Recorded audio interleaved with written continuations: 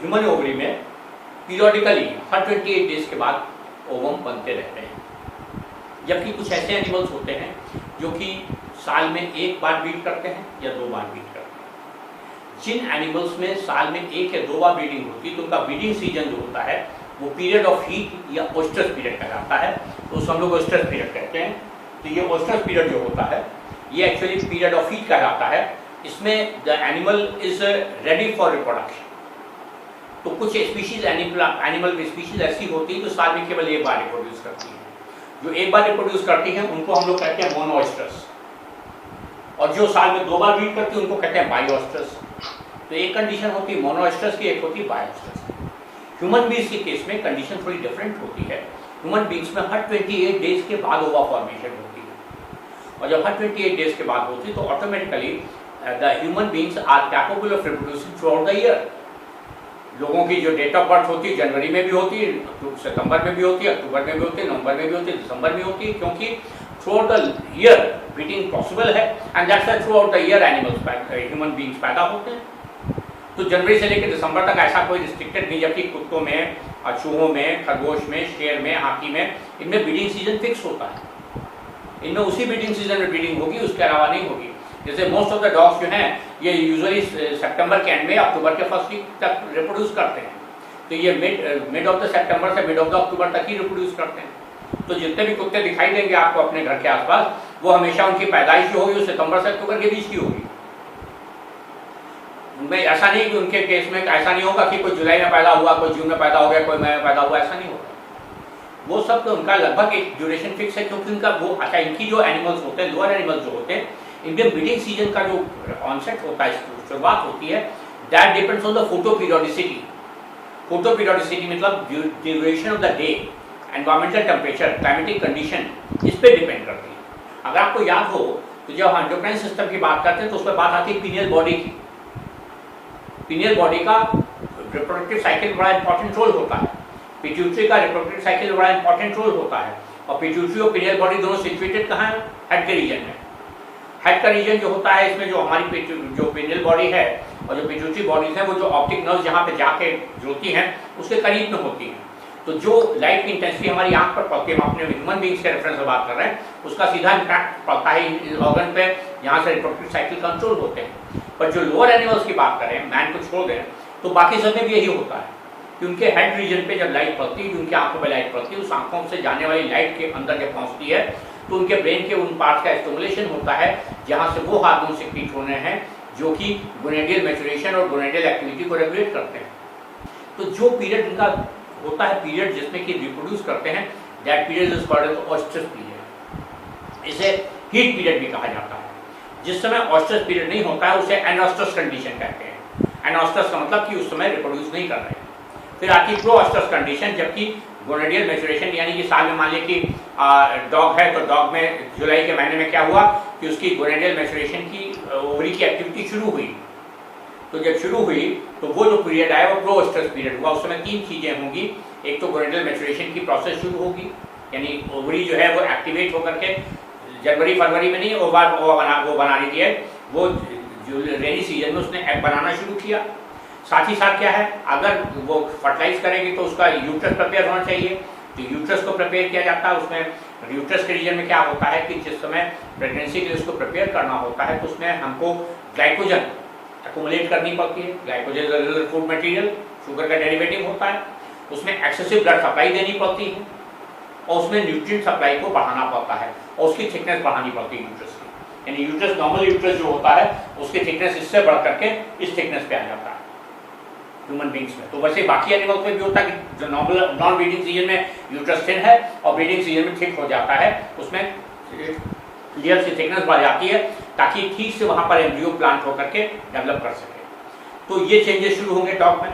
तीसरा चेंज शुरू होगा, उसकी मेमोरी ग्लैंड एक्टिवेट होना शुरू हो जाएंगे, क्योंकि जब रिप्रोड्यूस करेगा तो उसके बाद बच्चों के लिए फीडिंग के लिए उसकी मेमोरी ग्लैंड प्रिपेयर होगी। तो ये 3 चीज़ें साइमल्टेनियसली शुरू होंगी। इसको कहा जाएगा प्रोस्ट्रस कंडीशन, यानी body is preparing for the breeding. फिर वो पीरियड आएगा जो ओव्यूलेशन पीरियड कहलाएगा। ओव्यूलेशन पीरियड जो है ये कहलाता है हीट पीरियड या ऑस्ट्रस पीरियड, ये वाला ऑस्ट्रस पीरियड। इस ऑस्ट्रस पीरियड में ही ब्रीडिंग होगी। इसी पीरियड में एनिमल पॉपुलेट करके फर्टिलाइज करेगा, और जब फर्टिलाइज करेगा तो अब फर्टिलाइजेशन हो गया, तो फर्टिलाइजेशन के बाद जो एम्ब्रियो है, यूट्रस प्रिपेयर हो चुका था, तो उसमें स्टैब्लिश हो जाएंगे और उसके बाद डेवलप करेंगे, पूरी प्रेगनेंसी की प्रोसेस होगी, उसके बाद लेआउट होंगे एम्ब्रियो, और फिर वो they will lead their independent life. तो इसमें क्या हुआ, जहाँ पे साल में एक बार ब्रीडिंग होगी उनको मोनोएस्ट्रस, जहाँ साल में 2 बार होगी वहाँ बाइएस्ट्रस। और ह्यूमन बींग्स के केस में ये चाहे ये वाली प्रोसेस की बात करें, चाहे इस प्रोसेस की बात करें, और चाहे हम बात करें ओवा फॉर्मेशन की, it is a periodic process, it is a regular process. ये डिपेंड करती है, ये भी फोटो पीरियोडिसिटी पे डिपेंड करती है, ये डिपेंड करती है लूनर साइकिल पे। लूनर साइकिल मालूम है आपको 28 डेज का होता है। लूनर साइकिल जो होता है ये 28 डेज का होता है, तो ये लूनर साइकिल पे डिपेंड करती है। और ये जो ह्यूमन बींग्स में हर 28 डेज के बाद ओवरी प्रिपेयर्ड होती है फॉर फॉर्मेशन ऑफ द ओवा। एक ओवा बना, उसके ठीक 28 दिन के बाद दूसरा ओवा बनता है। तो ओवा जो बनते हैं ये ओवा बनने की पीरियोडिक प्रोसेस है। इसके बाद जो ओवा जब बना है तो इसके बाद 2 ही पॉसिबिलिटीज हैं, क्योंकि मैन पॉलियोएस्ट्रस कंडीशन में है, तो पॉलियोएस्ट्रस कंडीशन में क्या होता है कि हर जब 28 डेज के बाद ओवा बनेगा तो हर बार फर्टिलाइजेशन पॉसिबल नहीं है। तो इसलिए क्या होता है कि एक बार ओवा अगर फर्टिलाइज हुआ है तो बाकी के फिर बाद में दूसरे हार्मोन्स के इफेक्ट की वजह से, प्लेसेंटल हार्मोन्स के इफेक्ट की वजह से ओवा बनना रुका रहेगा। कब तक? जब तक कि प्रेगनेंसी रहेगी। मान लीजिए कि एक लेडी ने वो फर्टिलाइज कर लिया, रिप्रोड्यूस, वो ओवा फर्टिलाइज हो गया, जाइगोट बन गया, एम्ब्रियो फॉर्मेशन हो गई और एम्ब्रियो स्टैब्लिश हो गया यूट्रस में। अगर स्टैब्लिश हो गया तो उस केस में फिर क्या होगा, अब ओवा नहीं बनेंगे, क्योंकि जो प्रोजेस्टेरॉन हार्मोन है उस प्रोजेस्टेरॉन हार्मोन के इफेक्ट की वजह से ओवा फॉर्मेशन की प्रोसेस तब तक इंटरप्टेड रहेगी जब तक कि यूट्रस में एम्ब्रियो मौजूद है। जब यूट्रस से एम्ब्रियो निकल जाएगा उसके बाद ओवा फॉर्मेशन होगी, एक कंडीशन। इसमें बीच में ओवा बना ही नहीं। तो दूसरी कंडीशन क्या हुई कि हर 28 डेज के बाद पीरियोडिकली ओवा बनता रहता है, और जब ओवा बनता है तो ओवा बनने के दौरान मैच्योरेशन उसका हुआ, मैच्योरेशन के बाद लेआउट हुआ, अगर फर्टिलाइजेशन नहीं हुआ तो now it is to be pass out from the body. वो ओवा जो है वो बॉडी से बाहर निकाला जाता है, और उस प्रोसेस में होता क्या है कि जो एंडोमेट्रियम, जो इनर लाइनिंग होती है यूट्रस की, इनर लाइनिंग नॉर्मल कोर्स में जब, जिसे हम लोग कहते हैं जीरो, अभी हम लोग आगे बात करेंगे, जो बिगिनिंग होती है, शुरुआत होती है पीरियोडिक साइकिल की, मेंस्ट्रुअल साइकिल की, 0 डे पर इसकी थिकनेस होती है 1 से 3 सेल की लेयर की, यानी एक लेयर सेल की, दूसरी लेयर सेल की, 3 लेयर सेल की। तो 1 to 3 लेयर्स की थिकनेस होती है, और ये लेयर, ये यूट्रस की वॉल होती है काफ़ी थिन होती है। इसकी जो इनर लाइनिंग होती है उसको एंडोमेट्रियम कहा जाता है। तो एंडोमेट्रियम की लाइनिंग की थिकनेस बहुत कम होती है, और इसकी जो सेलुलर स्ट्रक्चर्स हैं वो भी बहुत नॉर्मल होते हैं, नॉन लॉबुलर होते हैं, सिंपल से होते हैं, यानी सिंपल ट्यूब लाइक स्ट्रक्चर्स हैं, ग्लैंडुलर स्ट्रक्चर्स, और एंडोमेट्रियम की थिकनेस भी कम है, और साथ ही साथ ये वॉल भी थिन है, इसमें ज़्यादा रिजर्व फूड मटेरियल नहीं, ज़्यादा वेस्कुलेशन नहीं है।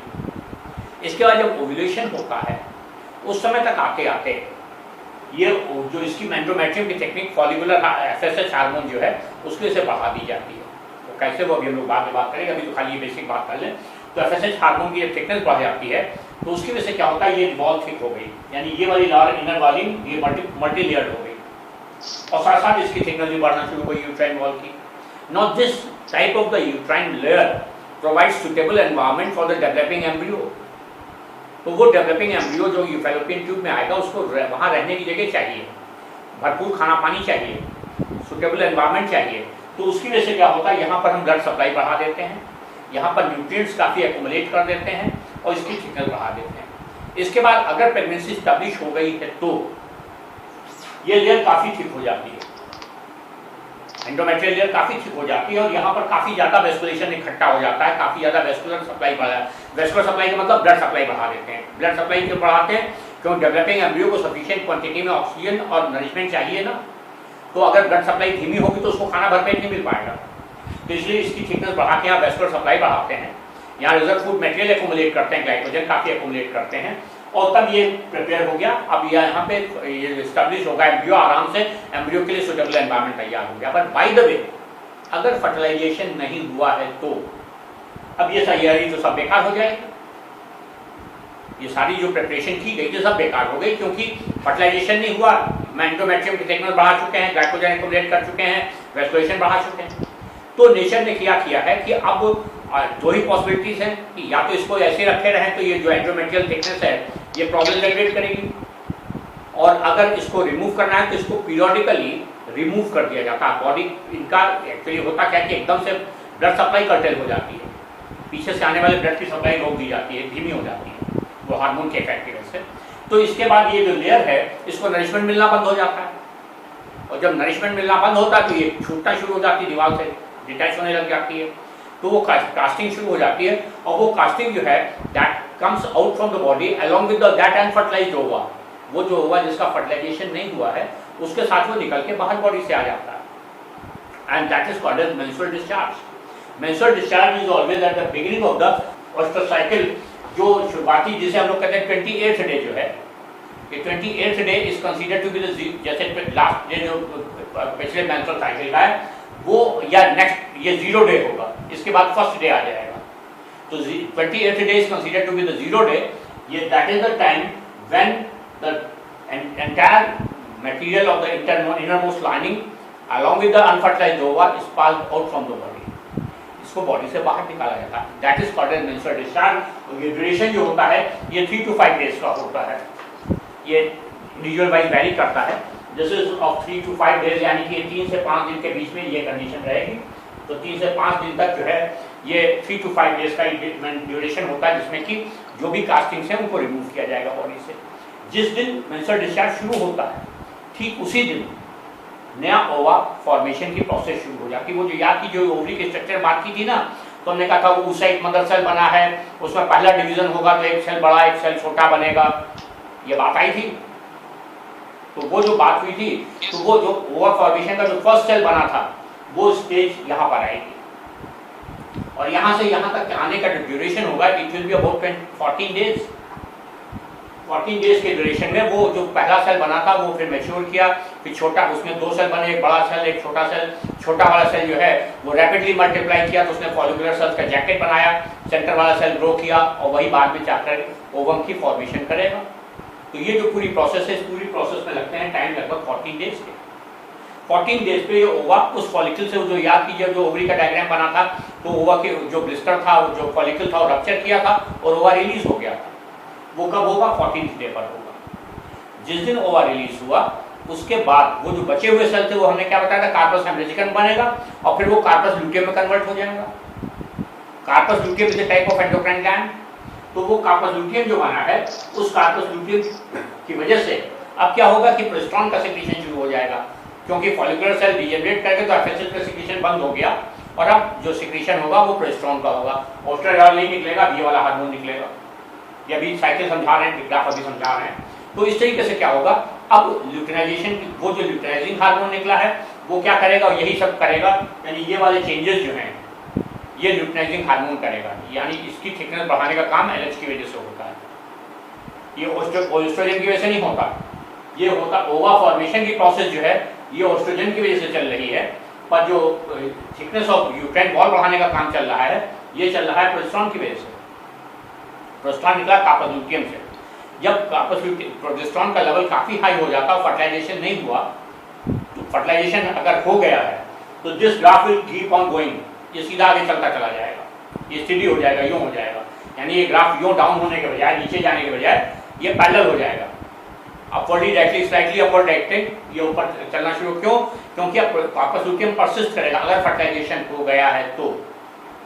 पर अगर फर्टिलाइजेशन नहीं हुआ उस केस में यहाँ पर जब इसका पीक लेवल आ जाता है तो फीडबैक मैकेनिज्म होता है, और एलएच जो है, एलएच की वजह से जब इसका फीडबैक होगा तो इस हार्मोन का सिक्रीशन डाउन होना शुरू हो जाएगा। और जिस दिन इसका सिक्रीशन मिनिमम पर आएगा, ये इतना नीचे हो गया कि ये एफएसएच से नीचे चला गया, ओस्ट्रोडायोल से नीचे चला गया, जिस दिन ये मिनिमम पर आएगा उस दिन नेक्स्ट मेंस्ट्रुअल साइकिल शुरू हो जाएगा, यानी पुराना मेंस्ट्रुअल डिस्चार्ज होगा, मेंस्ट्रुअल डिस्चार्ज में ये सब चीज़ें निकल जाएंगी बॉडी से और अगली सीजन के लिए नया ओवा बनाने की प्रोसेस शुरू हो जाएगी। तो ये पूरी प्रोसेस जो है इसमें 3 इंपॉर्टेंट फीचर्स हैं, एक ओवा का डेवलपमेंट और फॉलिकुलर सेल्स का डेवलपमेंट, ओव्यूलेशन। ये गवर्न होंगी इस हार्मोन से या फिर इस हार्मोन से, वो कहाँ से निकल रहा अभी बात करते हैं। और जब ओवा रिलीज हो गया, ओव्यूलेशन हो गया, यानी ये दोनों, चूंकि एस्ट्रोडायल हार्मोन निकलता है ओवरी की फॉलिकुलर सेल से, और फॉलिकुलर सेल्स कहाँ है? ओवरी के अंदर, ओवा के सराउंडिंग। ओव्यूलेशन हो गया, अब वो कन्वर्ट हो गया कार्पस ल्यूटियम में। जब कार्पस ल्यूटियम में कन्वर्ट हो गया तो उनका ये बिहेवियर चेंज हो गया। जो लोग एसएसएच बना रहे थे, वो एस्ट्राडियोल बना रहे थे, अब वो बनाने लगे प्रोजेस्टेरोन। जब प्रोजेस्टेरोन बनाने लगे तो उसका इफेक्ट क्या हुआ? क्या प्रोजेस्टेरोन के इफेक्ट नजर आना शुरू हुए, यानी ये चेंजेस शुरू हो गए। यूट्रस की वॉल को प्रिपेयर किया गया प्रेगनेंसी के लिए। अगर फर्टिलाइजेशन हो गया, then progesterone will keep on going, ये सीक्रेट होता रहेगा थ्रू आउट द प्रेगनेंसी। और अगर बाय द वे आप ये नहीं फर्टिलाइजेशन हुआ तो फिर ये जो इतनी तैयारी की गई थी, अब इसको डैमेज करना है, डिसमेंटल करना है, तो उसको फिर डिसमेंटल करेंगे। That is called age, this is the periodic process in the case of the man, in the case of the human beings it is a for the multiple times in there in the life cycle. That's why it is called as polyoestrous condition, यानी हर 28वें दिन oestrus condition आ जाती है। हर 28वें दिन female breed कर सकती है। कब breed करेगी? This duration between this. अब ये जो डेट टाइम जो डाला है 14th day, it is not an hard and fast system. इनमें क्या होता है? इसमें वेरिएशन होता है। और जो हम लोग 28 डेज की बात कर रहे हैं, ये रेंज कर सकता है फ्रॉम 22 to 32 डेज। ये वेरिएशन होता है इसमें, प्लस माइनस 3 डेज 4 डेज का वेरिएशन भी मिलता है। ये डाइट पर डिपेंड करता है, फिजिकल कंडीशन पर डिपेंड करता है, नेचर ऑफ जॉब पे डिपेंड करता है, या सोलर एक्सपोजर पे, टेम्परेचर पे डिपेंड करता है, सनलाइट के एक्सपोजर डिपेंड करता है। तो ये जो 28 डेज स्टैंडर्ड बात होती है, पर ये नहीं कि ये रूल हमेशा स्ट्रिक्टली फॉलो होगा। There may be some variation and this variation may be of plus minus 2 to 3 days. इसी तरीके से ओव्यूलेशन हम लोग 14 डे मानते हैं, पर ओव्यूलेशन जो है ये 12 से लेकर 15 दिन के बीच में हो सकता है। तो इसलिए ये जो ये पीरियड होता है, this is the only period when the ओवा इज अवेलेबल फॉर फर्टिलाइजेशन। इसके बाद फर्टिलाइजेशन की प्रोबेबिलिटीज डिक्रीज कर जाती है, क्योंकि ओवा फैलोपियन ट्यूब में काफी आगे तक आ जाता है और काफी डिजेनरेट कर जाता है। तो होता क्या है, ओव्यूलेशन के प्लस माइनस 2 डेज में ये प्रोबेबिलिटी ऑफ फर्टिलाइजेशन होती है। तो this is the period when the probability of the fertilisation is maximum. शुरुआती फेज और एंड का फेज जो होता है, यहाँ पर फर्टिलाइजेशन की प्रोबेबिलिटी नहीं होती, मिनिमम होती है। अब आते हैं हम लोग, ये जो मेंस्ट्रुअल साइकिल होता है, इसमें जो अभी हम लोगों ने बात की कि इसमें 3 मेजर पैरामीटर्स होते हैं। एक एंडोमेट्रियल लाइनिंग है, उसकी जो विलाइज और जो वेस्कुलेशन और ग्लैंडुलर कंडीशन है, उनमें वेरिएशन होना। जब प्रोजेस्टेरोन का इफेक्ट होता है तो ऐसे होते हैं, और जब शुरुआती स्टेज होती तो ऐसी होती है। इनकी एंडोमेट्रियल लाइनिंग की थिकनेस बढ़ना, ये या तो 2 या 3 लेयर की होती है, या 4 से 6 लेयर की होती है, या 6 से 8 लेयर की होती है। इसके अलावा ये जो वॉल है, वॉल में वेस्कुलर सप्लाई बढ़ाना, नरिशमेंट सप्लाई बढ़ाना, तो इससे ये शुरुआत में यानी 0 डे पर ये कंडीशन ये होगी। फिर बाद में कंडीशन बढ़ करके यहाँ से यहाँ तक के लिए ये बीच में ऐसी हो जाएगी। अगर फर्टिलाइजेशन हो गया तो ये कंडीशन बढ़ करके इस तरीके की हो जाएगी। पर अगर फर्टिलाइजेशन नहीं हुआ तो ये यहाँ से ड्यूरेशन 14 से 22 डेज के बीच में तो बढ़ता रहता है ये इनिशियल लेवल पर जब 22nd डे तक फर्टिलाइजेशन नहीं हुआ है, उस कंडीशन में 22nd डे के बाद अब इसका डिजेनरेशन शुरू हो जाता है। और डिजेनरेशन में होता क्या, इस लेयर को कास्ट ऑफ किया जाता है, और कास्ट ऑफ करके that is being passed out from the body on the 28th day. अब 28th डे का मतलब जिस दिन ये पास आउट होगी बॉडी से, that will the beginning of the menstrual discharge, but that is the time when again in the ovary, वो जो हम लोग लास्ट टाइम बात करी थी कि ओवरी के अंदर जो था, यहाँ पर ये जो सेल थी जर्नल एपिथेलियम की सेल, इसमें जो पहला सेल डिवाइड हुआ था, ये सेल का डिवीजन का स्टेज यहाँ पर आएगा।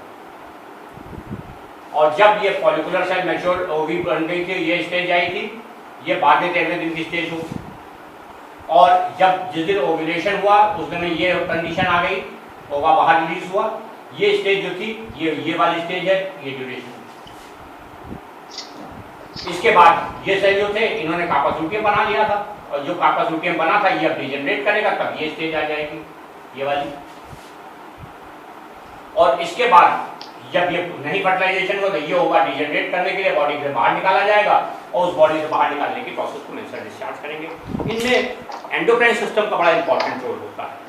एंडोक्राइन सिस्टम के 2 तरह के हार्मोन है, एक का हार्मोन जो कि निकल रहे हैं पिट्यूटरी ग्लैंड से, और दूसरे हार्मोन वो हैं जो निकल हैं ओवरी के अंदर। ये वाले हार्मोन ओवरी के अंदर निकलते हैं, यानी ये जो प्रोसेस है ये वाली तो पिट्यूटरी में हो रही है, ये यहाँ पिट्यूटरी लिखा है, और ये वाली प्रोसेस जो है ये ओवरी में हो रही है, ये जो है ये ओवरी में हो रही है। होता क्या है कि जो पिट्यूटरी से निकलने वाला एफएसएच हार्मोन होता है, इसे कहते हैं फॉलिकुलर सेल स्टिमुलेटिंग हार्मोन। ये एफएसएच हार्मोन जो होता है ये कंट्रोल करता है ओवरी को, इसका सीधे कोई एक्शन नहीं करेगा, ये कंट्रोल करता है ओवरी को, और ओवरी में किसको कंट्रोल करेगा, इस जर्नल एपिथेलियम की और फॉलिकुलर सेल्स की एक्टिविटी को कंट्रोल करेगा। यानी इसका इफेक्ट कहाँ पड़ेगा, फॉलिकुलर सेल्स पर पड़ेगा। फॉलिकुलर सेल्स का मतलब क्या हुआ, ये वाली सेल जो ओवरी के चारों तरफ मौजूद थी। तो इस हार्मोन की वजह से, एफएसएच की वजह से ओवा इस स्टेज से लेके इस स्टेज तक पहुंचता है। ये प्रोसेस हुई है एफएसएच की वजह से। एफएसएच ने क्या किया, ओवरी को एक्टिवेट किया, जो फॉलिकुलर सेल बने, तो फॉलिकुलर सेल ने क्या निकाले, इन्होंने इनसे जो हार्मोन निकला ये निकला ऑस्ट्रोडायोल। ऑस्ट्रोडायोल का काम क्या होता है कि पहला काम इसका ये होता है to maintain feminine characters, female characters, number 1। Number 2, to help in process formation of the ova, ova को प्रोसेस डेवलपमेंट की प्रोसेस को फैसिलिटेट करता है। और उसके अलावा to bring out the secondary sexual characters in the female, वो 3 काम जो है ऑस्ट्रोडायोल करता है। तो ये ऑस्ट्रोडायोल हार्मोन जो है ये निकल कहाँ से रहा है, इन वाले सेल से निकल रहा है जो कि जैकेट सेल्स हैं, जिनको हम फॉलिकुलर सेल्स कह रहे हैं। इनका बनने का प्रोसेस किसने गवर्न किया था, वो गवर्न किया था इन्होंने। यानी एफएसएच का इम्पैक्ट जो है वो पड़ता है ओवरी पर, ओवरी में बनते हैं फॉलिकुलर सेल्स, और फॉलिकुलर सेल से निकलता है ऑस्ट्रोडायोल, और ऑस्ट्रोडायोल हार्मोन जो है ये गवर्न करता है maintenance of the formation of the ova and maintenance of the feminine characters. ये एक पार्ट हुआ। दूसरे पार्ट में क्या हुआ, दूसरा हार्मोन पिट्यूटरी से निकलता है ल्यूटिनाइजिंग हार्मोन। जैसा नाम से क्लियर, हम लोग करते हैं वर्ड कार्पस ल्यूटियम, और ये कहलाता है ल्यूटिनाइजिंग हार्मोन। ये ल्यूटिनाइजिंग हार्मोन जो होता है इनिशियल लेवल पे इसका जो लेवल होता है ये कम होता है, और जैसे जैसे ओवा मैच्योर होता जाता है, फॉलिकल्स बढ़ते जाते हैं, वैसे वैसे ल्यूटिनाइजिंग हार्मोन का कंसंट्रेशन बढ़ता जाता है। जिस समय ल्यूटिनाइजिंग हार्मोन पीक पर पहुंचता है, that is the time when the secretion of the oestradiol has been completely stopped, feedback mechanism की वजह से, और ये मैक्सिमम पर आ जाता है। जैसे ही मैक्सिमम पर आता है वैसे ही ओव्यूलेशन हो जाता है। यानी ओव्यूलेशन ये स्टेज जो है वो यहाँ तक धीमे धीमे एलएच बढ़ रहा था, मगर यहाँ तक आते आते एलएच जो था वो जब पीक पर पहुंचा तो उसकी वजह से क्या हुआ कि ये फॉलिकल रप्चर कर गया और ओवा रिलीज हो गया। जैसे ओवा रिलीज हुआ वैसे क्या बन गया, कार्पस ल्यूटियम। ये कार्पस ल्यूटियम जो बना है अब ये एंडोक्राइन ग्लैंड से बिहेव करेगा, और इससे निकलेगा हार्मोन प्रोजेस्टेरोन, और ये प्रोजेस्टेरोन हार्मोन जो है ये गवर्न करेगा ये वाले चेंजेस, यानी कि thickening of the endometrial lining and thickening of the uterine wall, increase of the vascularisation and increase of the accumulation of the reserve food material. ये काम करेगा प्रोजेस्टेरोन हार्मोन। अब प्रोजेस्टेरोन हार्मोन ने जब इफेक्ट करना शुरू किया तो उसकी वजह से क्या हुआ कि अब इधर इसका हार्मोन का जैसे ही इसका पीक पर गया, इसके बाद जैसे ओव्यूलेशन हो गया इसका कंसंट्रेशन घटना शुरू होता है, और चूंकि एफएसएच सेल डैमेज हो चुके हैं, फॉलिकुलर सेल डैमेज हो चुके हैं, अब तो ये कार्पस ल्यूटियम में कन्वर्ट हो गया, तो ऑस्ट्रोडायोल का सेक्रेशन बंद हो गया, तो ये हार्मोन का भी इफेक्ट घटना शुरू होता है, इसका भी इफेक्ट घटना शुरू होता है। इसकी वजह से क्या होता है, ओव्यूलेशन के इमीडिएट बाद जैसे ओवल फॉर्मेशन हो गई वैसे क्या हुआ कि फॉलिकुलर सेल्स का हार्मोन रैपिडली फॉल करता है। यानी जो ऑस्ट्रोडायोल हार्मोन है, ऑस्ट्रोजन हार्मोन जो है ये रैपिडली फॉल कर रहा है, क्योंकि अब तो वो सेल डैमेज हो गई, जिनसे बन रहा था वो सेल ही डैमेज हो गई, अब तो कार्पस ल्यूटियम में कन्वर्ट हो गई, तो इसका स्टीप फॉल होता है।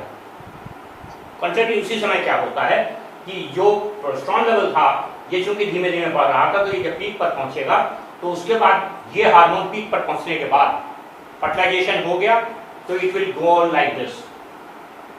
पर अगर फर्टिलाइजेशन नहीं हुआ तो अब ये फीडबैक की वजह से नीचे चला जाएगा, और इतना नीचे जाएगा जिस दिन दोनों हार्मोन्स का लेवल मिनिमम पर होगा, ऑस्ट्रोडायोल और प्रोजेस्टेरोन दोनों का लेवल मिनिमम पर होगा, that will be the day when again this cycle begins.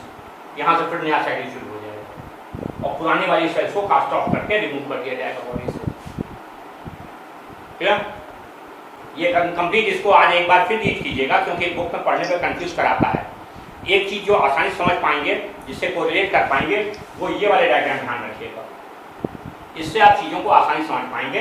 ये डेज लिखे हुए, ये जो है थिकनेस लिखी हुई है, ये डेज लिखे हुए हैं।